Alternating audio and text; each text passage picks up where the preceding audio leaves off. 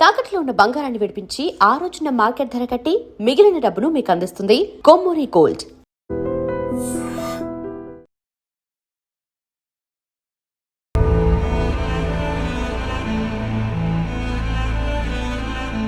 వర్షిణి అనే అమ్మాయి కాలేజ్లో నుంచి వెళ్ళగానే చనిపోయిన ఘటన మీ అందరికీ తెలిసే ఉంటుంది. వెస్ట్ మారేడుపల్లిలో నేను ప్రజెంట్. అక్కడ మీరు చూడొచ్చు, వి వాంట్ జస్టిస్ ఫర్ అక్కడ క్లియర్ గా ఉంచింది, we want justice for Varshini అని చెప్పేసి. అసలు ప్రాపర్ గా ఏం జరిగింది ఏంటి అని ఇన్సిడెంట్ మొత్తం మీకు క్లియర్ గా ఎక్స్ప్లెయిన్ చేస్తాను. ప్రస్తుతం ఇప్పుడు మనం మునగరామ మోహన్ రావు ప్రభుత్వ బాలికల కళాశాల దగ్గర ఉన్నాము. సో ఉమెన్స్ కాలేజ్ అనమాట, గౌట్ ఉమెన్స్ కాలేజీ, జూనియర్ కాలేజ్ అనమాట. ఇంటర్ చదువుకున్న వర్షిణి ఇంటర్ చదువుతుంది ఇదే కాలేజ్లో. సో ఏం జరిగిందంటే, తను మార్నింగ్ మల్కాజ్గిరి అంట, తనది వాళ్ళది మల్కాజ్గిరి అని తెలుస్తుంది. మార్నింగ్ ఒక 1 అవర్ కాలేజ్కి లేటుగా వచ్చింది. సో లేటుగా వచ్చినప్పుడు తను ఏం ఎక్స్ప్లెనేషన్ ఇచ్చింది, తను ఇవ్వాల్సిన ఎక్స్ప్లెనేషన్ ఎందుకు లేట్ అయిందని క్లియర్గా చెప్పింది. కానీ చెప్పినా కానీ అక్కడ ఉన్న లెక్చరర్లు వినకుండా ఈమెని అందరి ముందు అబ్యూజింగ్గా మాట్లాడడము, అంటే కొంచెం పరువు పోయే విధంగా మాట్లాడడము అందరి ముందు. ఏంటి, ఇంటర్ చదువుతున్న అమ్మాయి, మొన్ననే 10th కంప్లీట్ అయ్యి ఇంటర్కి వచ్చింది. సో ఇక్కడ కనుక్కున్న విషయం ఏంటంటే, ఆమె కూడా చాలా బాగా చదువుతుంది వర్షిణి, ఒక మంచి క్లవర్ స్టూడెంట్ అని చెప్తున్నారు. సో లేటుగా వచ్చినందుకు లెక్చరర్లు గలీజ్గా మాట్లాడినారు, అసభ్యకరంగా మాట్లాడి అందరి ముందు ఇన్సల్ట్ చేసినారు అని చెప్తున్నారు. స్టూడెంట్స్ కూడా ఇక్కడే ధర్నా చేసినారు. వాళ్ళ ఫ్యామిలీ మెంబర్స్ వర్షిణి బాడీని తీసుకొని వచ్చి ఇక్కడే ధర్నా చేయడం జరిగింది. ఇందాక దాకా కూడా అందరూ పెద్ద ఎత్తున ధర్నా చేసినారు వాళ్ళ ఫ్యామిలీ మెంబర్స్, మాకు న్యాయం జరగాలి అని చెప్పేసి. అసలు ఏంటి మేడం తిట్టింది, ఎందుకు తిట్టిందంటే, ఇప్పుడు మహిళలకి కొన్ని ప్రాబ్లమ్స్ ఉంటాయి, కొంచెం ఒక్కొక్కసారి లేట్ అవుతుంది. అసలు రాకుండా పోయేది వర్షిణి కాలేజ్కి లిటరల్లీ చెప్పాలంటే. బట్ ఆమె మంచి స్టూడెంట్ కాబట్టి నేను చదవాలన్న ఉంది, ఆమెకి బాగా చదువుతుంది, అందుకే వచ్చింది. లేట్ అయినా కానీ కాలేజ్కి వచ్చింది. వచ్చిన తర్వాత, మేడం ఇట్లా నేను పీరియడ్స్ ఉన్నాను, సో దానికి కారణం, అందుకే లేట్ అయింది అని చెప్పినా కానీ అందరి ముందు దాన్ని కూడా అబ్యూజింగ్గా మాట్లాడడం జరిగిందంట. అలా చెప్పిన తర్వాత కూడా ఒక మహిళ అయి ఉండి ఒక మహిళని, సాటి మహిళని అర్థం చేసుకోకపోతే, పైగా నువ్వు లెక్చరర్ పొజిషన్లో ఉన్నావు, ఆ పిల్లలకి మంచి చెప్పాల్సిన పొజిషన్లో ఉన్నావు, సో నువ్వే అలా మాట్లాడితే వాళ్ళు ఏ విధంగా కృంగిపోతారు, మానసికంగా వాళ్ళ మనసుకు తీసుకొని ఎంత మనస్తాపానికి గురవుతారు అనేది ఇప్పుడు క్లియర్గా అర్థమవుతుంది. సో కాలేజ్ తర్వాత తను ఇంటికి వెళ్ళిందంట. మరి కాలేజ్లో ఏం జరిగింది, ఇంకా ఆమెంతా అదే ఆలోచిస్తూ బాగా థింక్ చేసి ఉంటుంది. సో అందరి ముందు తిట్టారు, దానివల్లే బాగా ఆలోచించుకొని ఇంటికి వెళ్ళిన తర్వాత, ఇంటికి వెళ్ళి కలిదిరిగి అన్కాన్షియస్ అయిపోయిందంట. సో అవ్వగానే మల్కాజ్గిరిలో హాస్పిటల్కి తీసుకెళ్లారు. సో అక్కడ నుంచి అక్కడే డాక్టర్లు కన్ఫర్మ్ చేశారు, ఇంకా బ్లడ్ క్లాట్ అయింది, బ్రెయిన్లో బ్లడ్ కట్టే చనిపోయిందని చెప్పేసి అని అన్నారు. సో వెంటనే గాంధీ హాస్పిటల్కి మళ్ళీ బాడీని తరలించారు. అక్కడ నుంచి ఇక్కడ ధర్నా చేయడం జరిగింది. సో ఇది జరిగిన ఇన్సిడెంట్ అయితే ఇది. ముఖ్యంగా ఇప్పుడు లెక్చరర్లు కూడా అర్థం చేసుకోవాలి, పిల్లల్ని ఏ విధంగా ఉండాలి, ఎక్కడ ఎలా మాట్లాడాలి అనేసి మీరే పిల్లలకి చెప్పాలి, ఇంకా ఎలా ఉండాలి, ఎలా బిహేవ్ చేయాలని చెప్పేసి. అలాంటి మీరే ఒక 1 అవర్ లేట్గా వచ్చినంత మాత్రాన, ఒక 1 అవర్ లేట్ అయితే ఆ విలువ, ఆ పిల్ల వర్షిణి వాళ్ళ ప్రాణం అంటే ఇది ఎంత బాధాకరమైన విషయం ఒకసారి మీరు అర్థం చేసుకోండి. సో మీరు చూడొచ్చు, ఉమెన్స్ కాలేజీ కూడా క్లియర్గా కాలేజ్ కూడా చూడొచ్చు. ప్రజెంట్ అయితే కాలేజీలో ఎవరు లేరు. సో అక్కడ పోలీస్ వాళ్ళని కూడా పెట్టడం జరిగింది. సో ధర్నా చేసినారు కాబట్టి బ్యాక్ సైడ్ పోలీస్ వాళ్ళు కూడా ఉన్నారు. సో డిపార్ట్మెంట్ వాళ్ళు ఒకవేళ ఏమన్నా ఇష్యూ జరిగితే కంట్రోల్ చేసేదానికి ఒక 2 కానిస్టేబుల్స్ని అయితే ఇక్కడ ఉంచడం జరిగింది. సో ముందు మీకు కాలేజ్ కూడా ఉంది, స్కూల్ కూడా ఉంది. సో ఇది పరిస్థితి. సో ప్రజెంట్ అయితే వర్షిణికి న్యాయం జరగాలి. ఆ లెక్చరర్ ఎవరైతే ఇద్దరు దురుసుగా మాట్లాడారో, అసభ్యకరంగా మాట్లాడారో వాళ్ళు కూడా శిక్ష పడాలి, ఎక్స్ప్లెనేషన్ ఇవ్వాలి దాని గురించి ప్రాపర్గా అన్నారు. కాలేజ్ మేనేజ్మెంట్ కూడా దాని మీద యాక్షన్ తీసుకుంటాను అని చెప్పినట్లు చెప్తున్నారు. వర్షిణికి న్యాయం కోసం వీళ్ళు ధర్నా స్ట్రైక్ చేసినారు. వీళ్ళని తీసుకెళ్లి పోలీసు వాళ్ళు ఇప్పుడే రిలీజ్ చేయడం జరిగింది. సో దీనికి సంబంధించిన విషయాలు కొన్ని అడిగి తెలుసుకునే ప్రయత్నం అయితే చేద్దాము. Sir hi sir.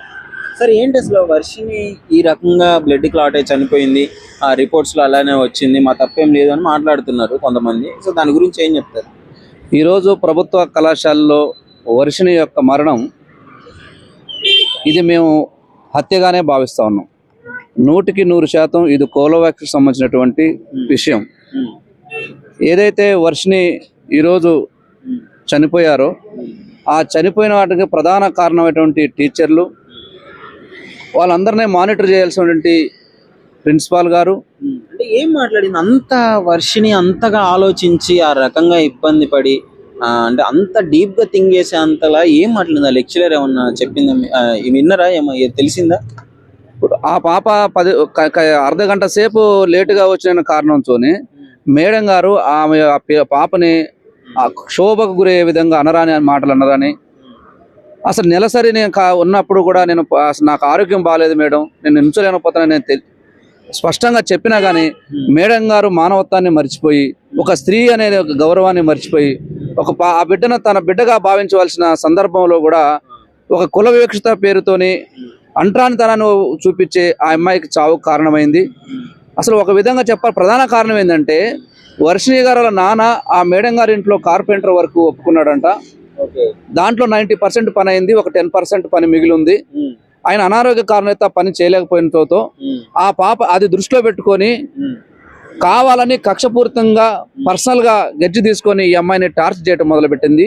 ఈసారైనా కాదు, సుమారు ఒక 1 month నుంచి కంటిన్యూగా అమ్మాయిని అదే విధంగా టార్చర్ పెట్టడం, ఎగ్జామ్ విషయంలో కానీ లేటుగా వచ్చిన విషయం కానీ లేనిపోయిన కారణాలు చూపించి అమ్మాయిని టార్గెట్ చేసి నిరంతరం ఆమెను వేధించడం వల్లనే మనోవేదనకు గురై ఈరోజు ఆమె చనిపోవడం జరిగింది. మరి పాఠాలు చెప్పడానికి వచ్చారా, వీళ్ళు ప్రాణాలు తీయడానికి వచ్చారనేది స్పష్టంగా వాళ్ళే చెప్పవలసిన అవసరం ఉంది. వీళ్ళు పాఠాలు చెప్పినట్లు కాదు, పిల్లల ప్రాణాలు తీయడానికి వచ్చినట్టుగా కనపడతా ఉంది. తెలంగాణ రాష్ట్రంలో కూడా మరి మహిళా కమిషన్ ఏం చేస్తుందో తెలియట్లేదు. శ్రీ చైతన్య నారాయణ ప్రైవేట్ స్కూళ్ళల్లో పోయి ఎంక్వైరీ చేసి అక్కడ ఏదో సోషల్ మీడియా ద్వారా మీడియా ముందు మాట్లాడే మరి మహిళా కమిషను పేద వర్గాలకు జరుగుతున్నప్పుడు, పేద వర్గాల పిల్లలు అన్యాయానికి గురవుతున్నప్పుడు, పేద వర్గాల పిల్లలు చనిపోతున్నప్పుడు మరి మహిళా కేసును మొద్దు నిద్రపోతా ఉంది. సుమారు ఒక 24 గంటలుగా వస్తున్నా కానీ ఇప్పటి వరకు కూడా వాళ్ళు మహిళా కమిషన్ స్పందించడం లేదు, మానవ హక్కుల కమిషన్ స్పందించడం లేదు. అదేవిధంగా ఇక్కడ ఉన్నటువంటి విద్యా వ్యవస్థకు సంబంధించినటువంటి ప్రభుత్వ అధికారులు, ప్రజాప్రతినిధులు కూడా స్పందించలేదంటే ఇది కేవలం కులవేక్షత. చనిపోయింది మా దళిత వర్గానికి సంబంధించిన అమ్మాయి, మాదిగ బిడ్డ కాబట్టే ఇక్కడ ఉన్నటువంటి వర్గాలు ఎవరు కూడా స్పందించలేదు. ఇది తప్పకుండా స్పష్టంగా కనపడతా ఉంది.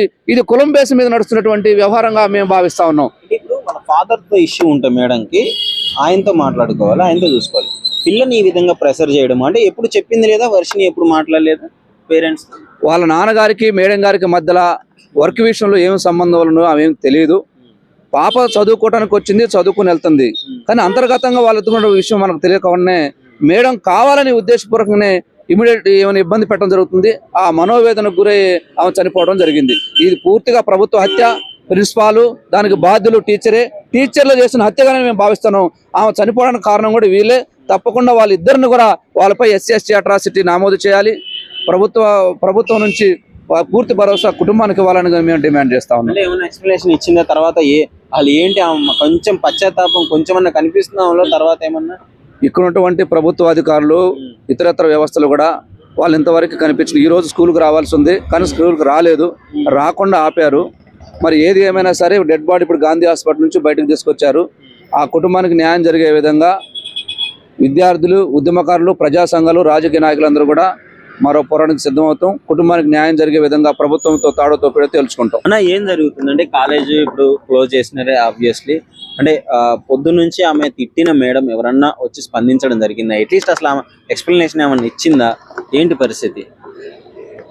నిన్న వర్షిణి అనే అమ్మాయి కొద్దిగా ఆమెకి హెల్త్ పరంగా కాలేజ్కి లేట్గా రావడం జరిగింది.